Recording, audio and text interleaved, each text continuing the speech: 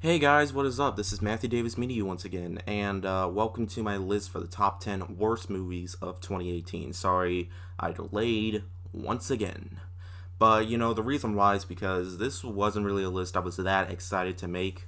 Mainly because this year there really hasn't been that many terrible movies. There have just been a lot of disappointing ones that I didn't think were awful, like Jurassic World Fallen Kingdom, A Wrinkle in Time. Although, now that I think about it, that movie is pretty bad.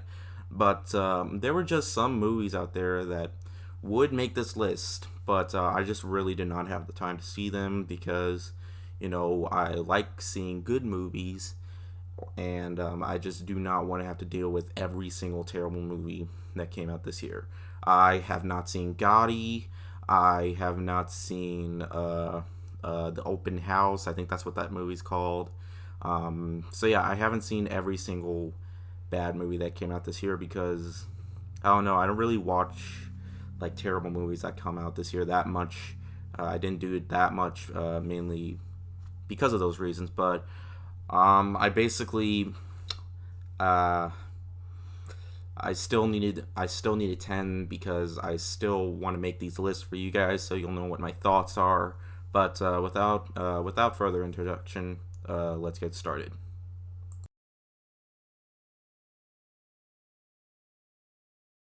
By far, one of my most disappointing films of this year has to be Mile 22. I mean, Peter Berg and Mark Wahlberg have been doing great chemistry together with both Peter Berg's direction and Mark Wahlberg's acting. And I was really looking forward to this one, but unfortunately, it was not one of their best. No, not at all. I will say it's not laughably bad, it's just bad.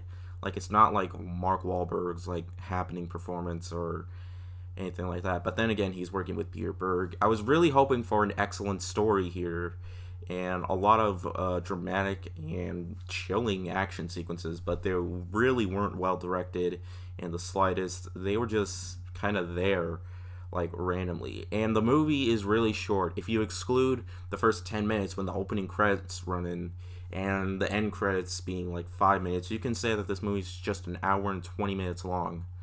Plus those first 10 minutes, but later on, after 10 minutes, opening credits. But Mile 22, I wish it could have been a hell of a lot better.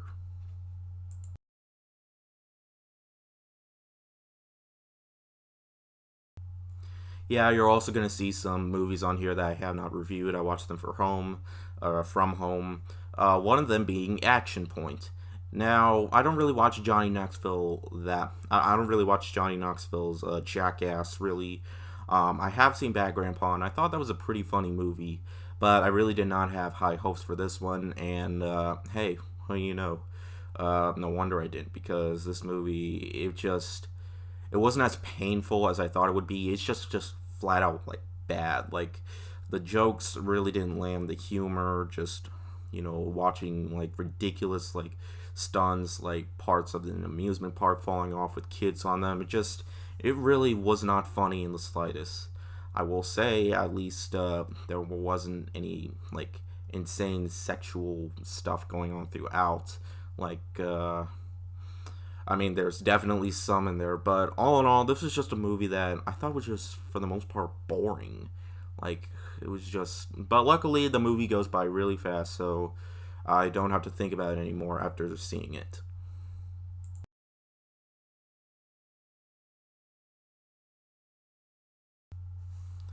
Nutcracker and the Four Realms is just a cash grab, but it wasn't even It's not a cash grab that made so much money. No, this is probably one of Disney's biggest flops in quite a while, which is pretty surprising.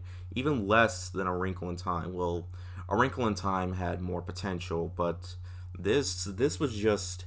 I will say it is nice looking, but for the most part, it is just flat out boring with uninteresting characters.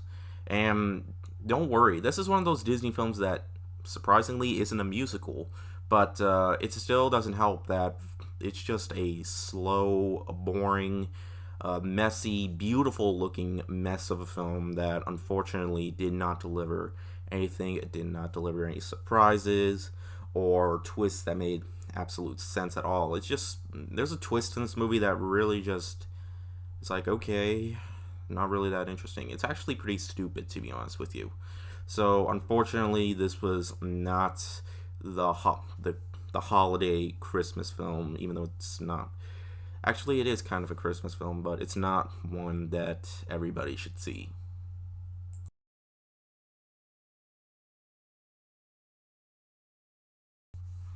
Hey, you guys remember the Super Bowl this year, right? Or last year? Well, guess what? A trailer for the Cloverfield Paradox came up, and you wanna know when it came out?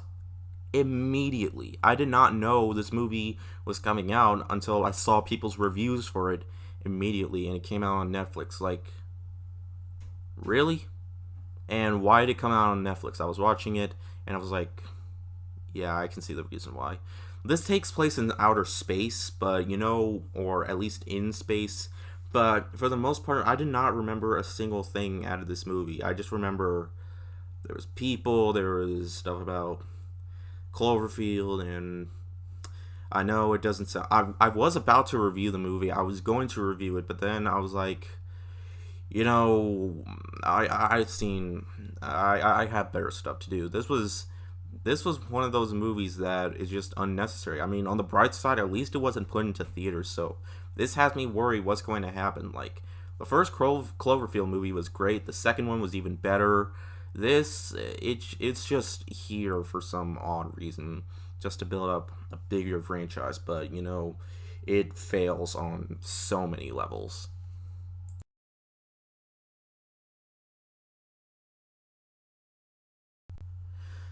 It's actually not been a terrible year for reboots, but I remembered there's Death Wish, which I did not know was a remake at the time until I heard from reviewers.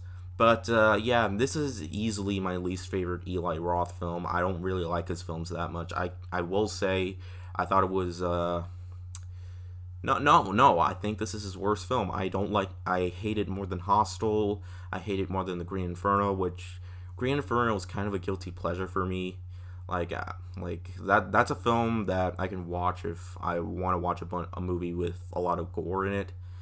But even though the pacing is really slow in that film, but anyways, this movie was also really boring. I mean, Bruce Willis really can't give a good performance here, and he was in a lot of really good films. But nowadays, he's just not in that many good movies anymore. I mean, A Good Day to Die Hard, like the only thing memorable about that film was how forgettable it was. I know that doesn't make any sense at all, but yeah, this is a movie that just, it's so cliched.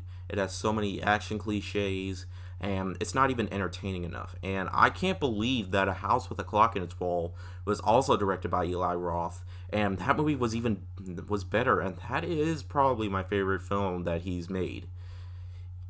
Yeah, that's pretty surprising. But no, Death Wish, it's just a lazy cash grab and a pretty boring remake and very forgettable in my opinion.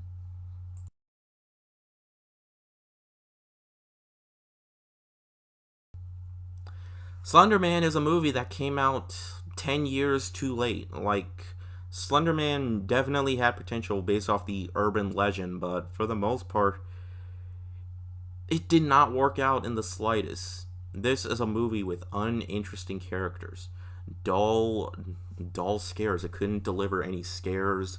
It couldn't deliver good performances, and by far one of the weakest endings of the year. And it's an ending we have seen so many times in terrible horror films, like really. And unfortunately, this is not the worst horror film I've seen this year. It's pretty close. But, I really shouldn't have gotten my hopes up too high since, it is also based off the video game Slender the Eight Pages. And you know how that turns out. I wouldn't really call this.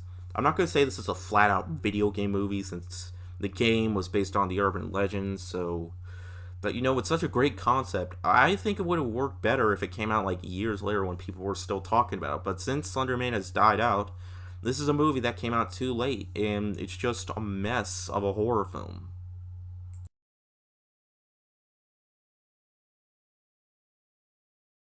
I thought for sure Teen Titans Go to the Movies was going to be worse, but no, I actually really enjoyed that film. But no, my least favorite animated film this year was Sherlock Gnomes. And was anybody really asking for this? Not really. I guess with the success of the first movie, even though that really wasn't a movie that everybody was talking about, I think that is an okay film, but this sequel was absolutely unnecessary. Like, really, there was just so much unfunny, dull humor. I mean, judging by the trailer, I know, don't judge a movie by its trailer, but this is a movie that tons of people did. I mean, I was looking at it and I was like, cash grab right there. Even people judge the poster, and this poster, it's awful. Like, really, one of the worst posters I've seen in quite a while, actually. But yeah, this was the only animated film that came out this year that I truly hated, and for the most part, I was just glad that it was over, and I'm glad that it did not manage to make that much at the box office. So hopefully, we're not going to get another movie. And Johnny Depp in this film, I had hope for Johnny Depp in future movies, but I think that hope's kind of dying down now because he took this role and he really wasn't good here either. So yeah, I don't really have much hope for him anymore if he does more stuff like this.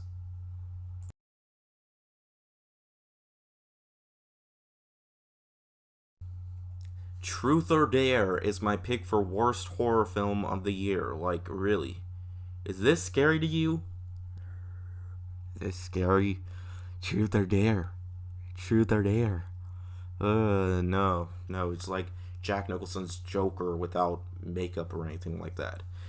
This movie, what was this? This is another PG-13 teen horror film with a bunch of stupid teenagers playing. Okay, not randomly. Truth or Dare happens, and if you people will die if they don't do the dare, or what what goes on in this movie? I can't remember. This is by far one of Blumhouse's worst films, and which is a real shame because they have made some really great films like Get Out and other films, Upgrade, which was another film, and they have made some really good films. But yeah, this one, nah, I can say it's probably their worst film, right next to Amityville Awakening and other films out there. Which, yeah, I have seen that, and ugh. And this film is definitely no different. I mean, just ugh, what was this?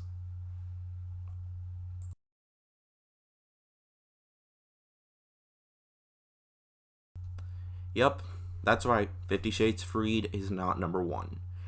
50 Shades. First off, what kind of a title is Freed? 50 Shades Freed, like Freed. I don't know. I might be stupid or something because I don't know why 50 Shades Freed. But yeah, what a terrible end to a terrible trilogy. At least this is the last film, and yeah, it's just what I expected. The first film, couple have sex, and then in the end, they break up. Then they get back together in the second film. At the end, they get engaged. Oh, and there's still sex in that film. Oh, in the third movie, they're married, and what do? Have sex. Like, really, this is basically Twilight fan fiction in a nutshell. Like, except there's no love triangles or anything like that. But yeah, I know it sounds like I'm praising the Twilight films, but trust me, I am not. I hated every single one of them, just like I hated every single one of these films. Surprisingly, even though there's only three films, this is a franchise that's even worse than Twilight, and they continue getting worse by the minute. While I will say that 50 Shades Darker is still the worst in the series, I can easily say this is by far one of the worst third installments in movies I have ever seen in my entire life. And even the ending was awful. Like, really, it just tried to end on a happy note. And, yeah, I did not expect a good end to this, but thankfully it is over. So, what movie did I hate more than 50 Shades Freed? You thought that would be my number one pick, did you?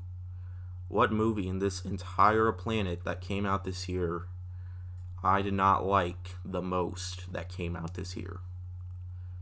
Well, there was one film that I just had to see at home, and I had to put on here, and I just knew it would probably take the top spot. My pick for the worst movie of 2018 is this.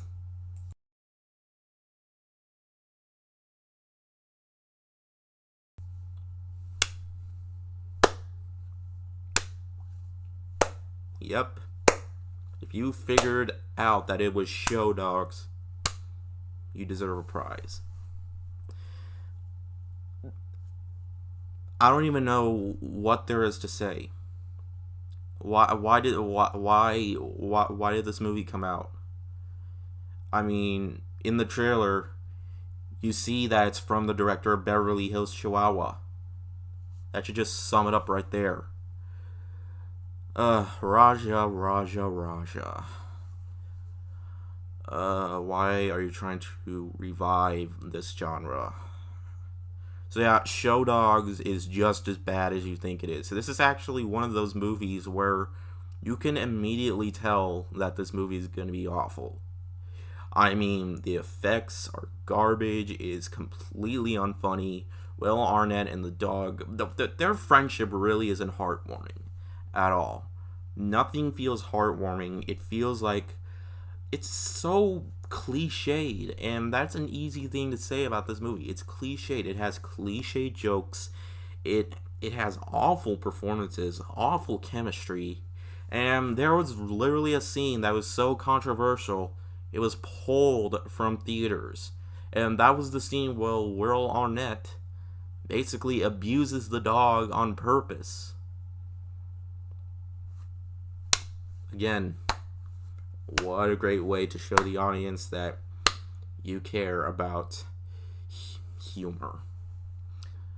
But nah, Show Dogs, yeah, it's just as bad as you think it is. It's probably Raja Gosnell's worst film since The Smurfs and all his other films. But yeah, my least favorite film of the year was surprisingly a very easy pick. Show Dogs, you deserve my award for worst of the year. Oh boy. So hopefully 2019 won't be as disappointing as last year.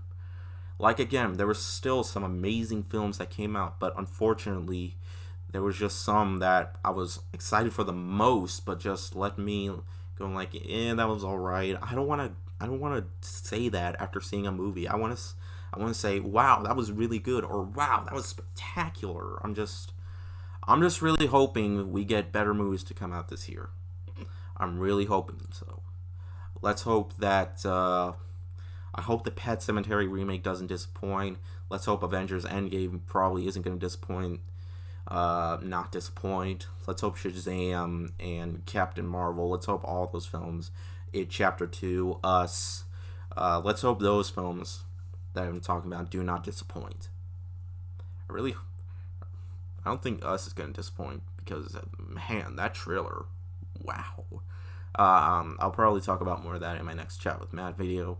But anyways, thank you guys so much for watching, and hopefully I'll have my end of the year thoughts soon. Oh, but I did see another movie yesterday, which I wasn't really planning on seeing, but I saw it, and that's probably going to be my next video. Anyways, thank you guys so much for watching, and I'll see you guys later. Word out.